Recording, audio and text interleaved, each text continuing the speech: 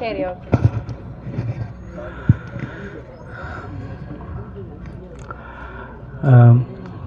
நல்ல பிரியாணி, நல்ல மதிய வேளையில் சாப்பிட்டதுக்கப்புறம் பேசுகிறது, அதுவும் வெறும் தேங்க்ஸ் மட்டும் சொல்கிறது, கண்டிப்பாக உங்களுக்குலாம் ரொம்ப போர் அடிச்சிருக்கோம். இது எப்படி உட்காந்து தூங்காமல் கேட்டீங்கன்னு தெரியல. முதல்ல அதுக்கே ரொம்ப நன்றி. நடுவில் கையெல்லாம் தட்டி பாராட்டிருக்கீங்க, அதுக்கு மிக்க நன்றி.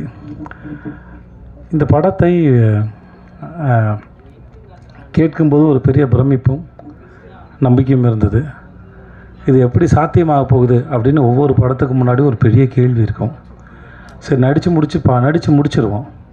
ஏன்னா கதை கேட்கும்போது மட்டும்தான் அந்த கதையோட அட்ராக்ஷன்ஸு, அதோட வேலை அந்த கதை அட்ராக்ட் பண்ணக்கூடிய பாயிண்ட்ஸ் எல்லாம் தெரியும். நடிக்கும்போது தெரியாது, அது வெறும் கால்குலேஷன்ஸ் மட்டும்தான்.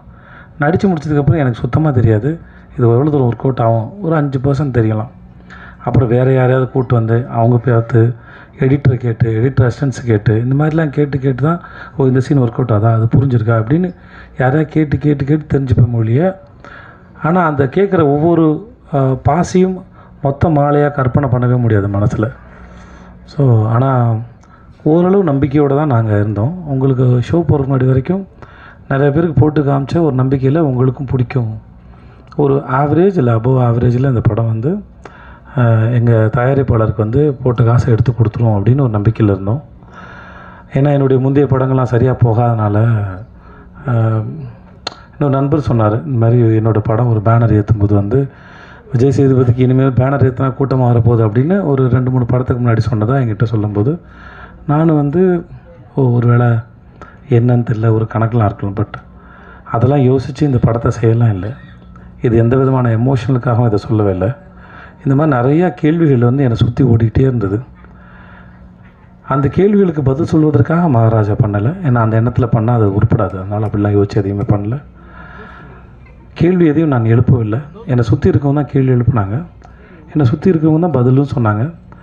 அந்த பதிலாக மகாராஜா அமைஞ்சதில் நான் நித்திலனுக்கும் சுதன் சாருக்கும் ரொம்ப பெரிய நன்றி நான் சொல்லிக்கிறேன். நீங்கள் படம் பார்த்து முடித்து அன்றைக்கி நடந்த ப்ரெஸ் மீட்டில் கேள்விலாம் கேட்டு அப்படிலாம் போனோம். அன்றைக்கி நான் ரொம்ப சந்தோஷமாக இருந்தேன். ஏன்னா நீங்கள் எல்லாருமே கேள்வி கேட்டாலும் சிரித்த முகத்தோடு சந்தோஷத்தோடு எனக்கு கேட்டுட்டு இருந்தீங்க. அந்த மூமெண்ட் நாளைக்கு மக்கள் பார்க்க போகிறாங்க. இன்றைக்கி நீங்கள் பார்த்துட்டு அந்த இரவு ரொம்ப இனிமையான இரவாக இருந்தது. அது முடிச்சுட்டு போய் அந்த மோஸ்ட்லி நான் பேசினலாம் உட்காந்து பார்க்க மாட்டேன். என் படம் பார்க்குறது எனக்கு கூச்சமாக இருக்கும். அந்த ஒரு 14 நிமிஷம் 10 நிமிஷம்னு நினைக்கிறேன், அதை உட்காந்து பார்த்துட்டு இருந்தேன். ரொம்ப சந்தோஷமாக இருந்திருக்கேன் அந்த நேரத்தில். நீங்கள் படம் பார்த்து நீங்கள் அதை வரவேற்ற விஷயத்தை பார்த்து. ஸோ உங்கள் அனைவருக்கும் மிக்க நன்றி.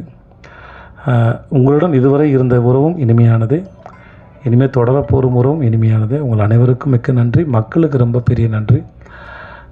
உங்கள் ரசனைக்கு ரொம்ப நன்றி. என் மீது வைத்த நம்பிக்கைக்கு நன்றி. இந்த படத்தின் மீது ரசித்து முன்னாடி நாங்கள் சொன்ன மாதிரி இந்த படத்தை பற்றின அந்த பிளாட்ஸை மக்கள் கண்ணியத்தோடு மற்றவங்களுக்கு சொல்லாமல் அதை காப்பாற்றவும் நான் நம்பணும். முடிஞ்ச அளவுக்கு கேள்வி கேட்டவங்களும் மக்களும் இங்கேயும் சரி, நான் ஹைதராபாத்தில் போயிட்டு ப்ரொமோஷன் பண்ணும்போது சரி, ஆஃப்டர் ரிலீஸ் நம்ம ப்ரொமோஷனுக்கு போகும்போது சரி, சில கேள்விகளை கேட்டால் கதை தெரிஞ்சு போயிடுன்னு அந்த கண்ணியத்தோடையே கேள்வி கேட்டாங்க. ஸோ அந்த அத்தனைக்கும் நன்றி. என் கூட பணிபுரிந்த ஒவ்வொருத்தருக்கும் தனித்தனியாக தேங்க்ஸ் சொன்னால் எனக்கும் தூக்கம் வருது, நல்லா சாப்பிட்டு நான். அதனால் மிக்க நன்றி. அன்புடன் விஜய் சேதுபதி. நன்றி.